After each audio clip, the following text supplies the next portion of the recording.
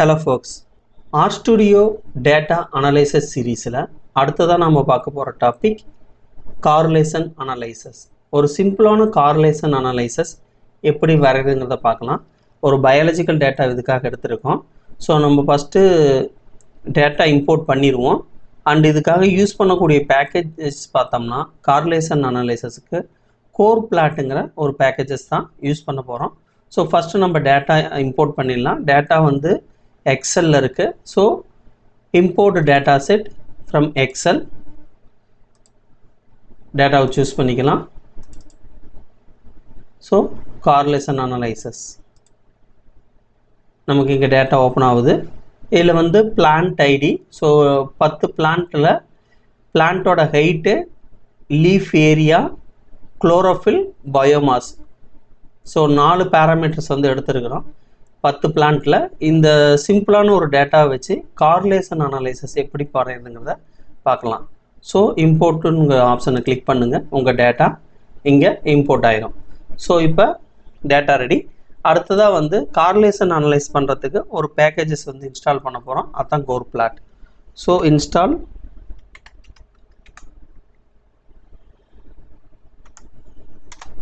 Double apostrophe corrplot.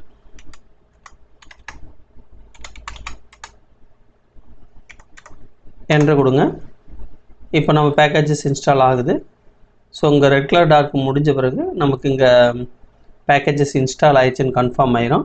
So இப்போ அந்த பேக்கேஜஸை load பண்ண போகிறோம். ஸோ லோட் பேக்கேஜஸுக்கு வந்து கமாண்ட் வந்து லைப்ரரி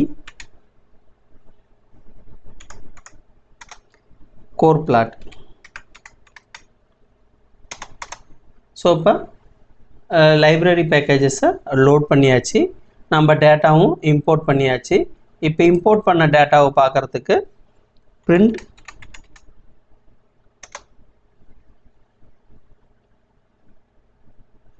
டேட்டா. ஸோ நம்ம டேட்டாவை மாற்றணுங்கிறதுக்காக இதுக்கு என்ன பண்ணணும்னா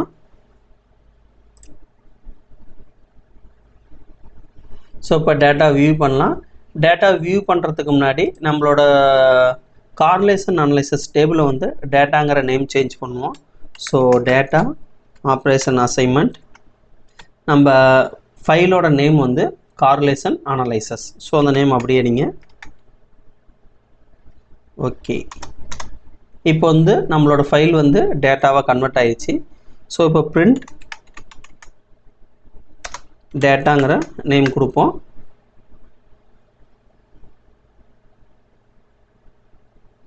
கொடுக்கும் பொழுதே நமக்கு இங்கே டேபிளில் வந்து plant ID, height and leaf ஏரியான்னு சொல்லி நம்ம டேட்டா வியூவை காட்டும். ஸோ அதை கிளிக் பண்ணிங்கன்னா என்ட்ரு கொடுங்க.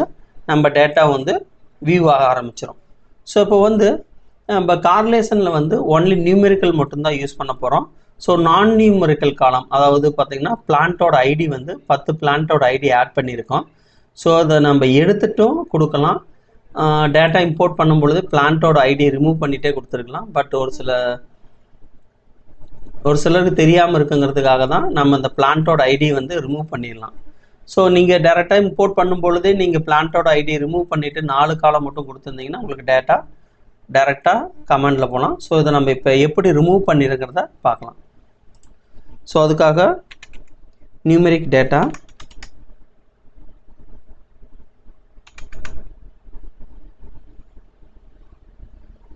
underscore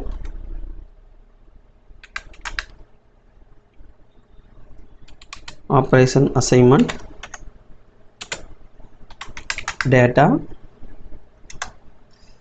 square bracket comma c open the bracket height underscore centimeter. இப்போ நம்ம என்னென்ன நான் நியூமெரிக்கல் டேட்டா மட்டும் நியூமெரிக்கல் டேட்டா மட்டும்தான் இப்போ எடுக்க போகிறோம். ஸோ அதுக்காக ஹைட்டு, லீஃப் ஏரியா, குளோரோஃபில், பயோமாஸுங்கிற பேரை வந்து ஆட் பண்ண போகிறோம். ஸோ இப்போ கமா ஷிஃப்ட் என்டர். அடுத்ததாக வந்து leaf area, leaf underscore area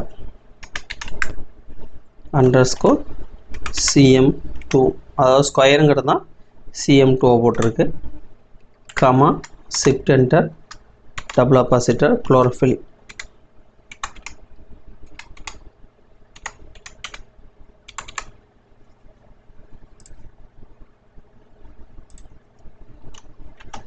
double underscore milligram, comma shift enter, biomass underscore gram. So இப்போ என்ட்ரு கொடுப்போம். இப்போ என்ட்ரு கொடுத்த பிறகு நமக்கு நான் நியூமெரிக்கல் டேட்டா, அதாவது பிளான்ட் ஐடி வந்து ரிமூவ் ஆயிரும். இப்போ நம்ம கார்லேஷன் மேட்ரிக்ஸ் ஸோ அனலைஸ் பண்ண போகிறோம். அதுக்காக core underscore matrix,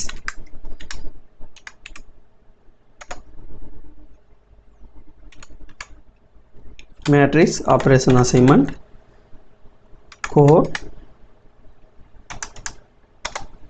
numeric data,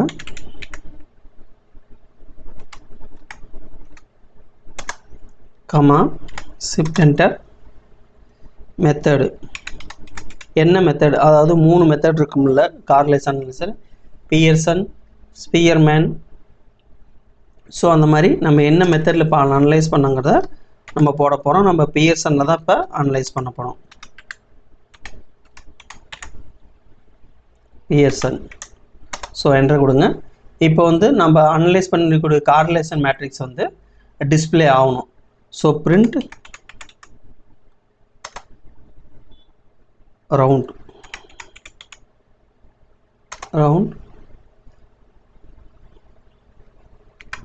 core underscore matrix, comma 3. So இப்போ என்ட்ரு கொடுங்க. இப்போ நம்மளோட கார்லேஷன் மேட்ரிக்ஸ், அதாவது பியர்சன் கார்லேஷன் நம்ம அனலைஸ் பண்ணியாச்சு. ஸோ இதில் வந்து பிளான்ட் ஹெயிட்டுக்குமான கார்லேஷன் வந்து 1 வந்திருக்கு. பிளான்ட்டோட ஹைட்டுக்கும் லீஃப் ஏரியாவுக்கும் 0.991 எல்லாமே ஹைலி கார்லேட்டில் தான் வந்திருக்கு. அதாவது பிளான்ட்டோட ஹைட்டுக்கும் குளோரோஃபில்லுக்கும் பார்த்தீங்கன்னா 0.997. ஸோ பெருசாக டிஃப்ரென்ஸ் எதுவும் இல்லை, எல்லாமே ஹைலி கார்லேட்டட் தான். எதுவும் வந்து நெகட்டிவ் கார்லேட்டடோ நான் கார்லேட்டடோ இல்லை. ஸோ எல்லாமே ஹைலி கார்லேட்டட் தான். ஸோ இப்போ இது வந்து பியர்சன் கார்லேஷன் அனலைஸ் பண்ணியிருக்கோம். இப்போ இதுக்காக ஒரு சிம்பிளான ஒரு heat map, correlation heat map எப்படி வருதுன்னு பார்க்கலாம். இது சிம்பிளாக தான், எந்த கஸ்டமைஸ் ஆப்ஷன்ஸ் நம்ம பண்ண போகிறதில்ல. ஏன்னா கார்லேஷன் மேட்ரிக்ஸ் ஹீட் மேப் வரையும் பொழுது நம்ம டேட்டா விசுவலைசேஷனில் அது சம்மந்தமாக டீப்பாக பார்க்கலாம். ஸோ இப்போ ஒரு சிம்பிளான கார்லேஷன் ஹீட் மேப் வரைகிறது. இந்த டேட்டாவுக்கு core plot,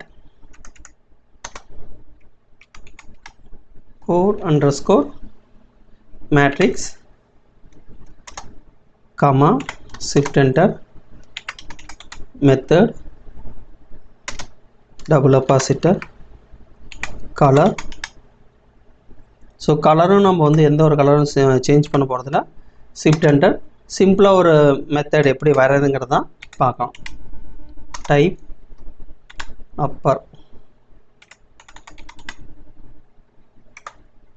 comma shift enter,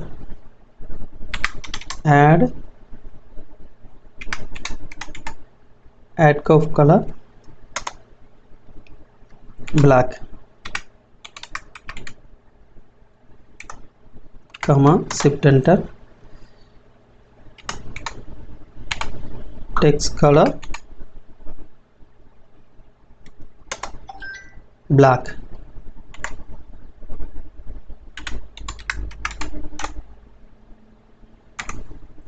comma shift enter,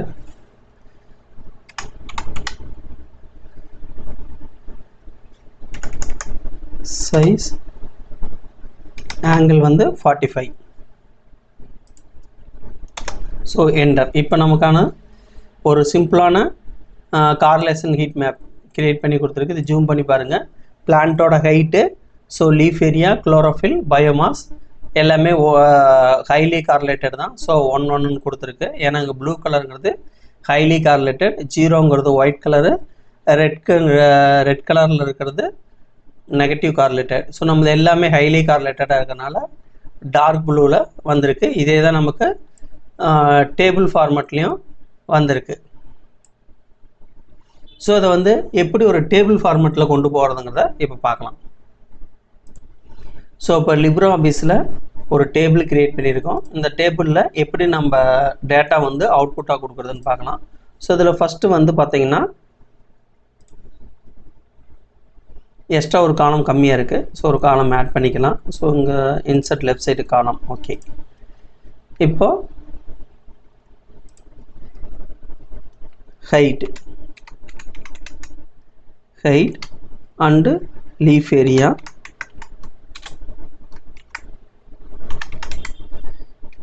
then chlorophyll,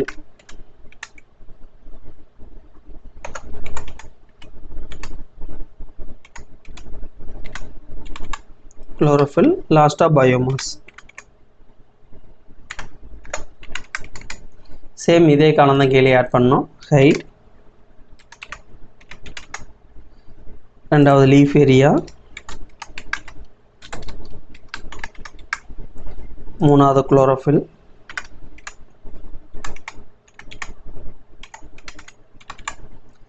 கீழே ஒரு காலம் ஆட் பண்ணிக்கலாம். இங்கே பயோமாஸ்.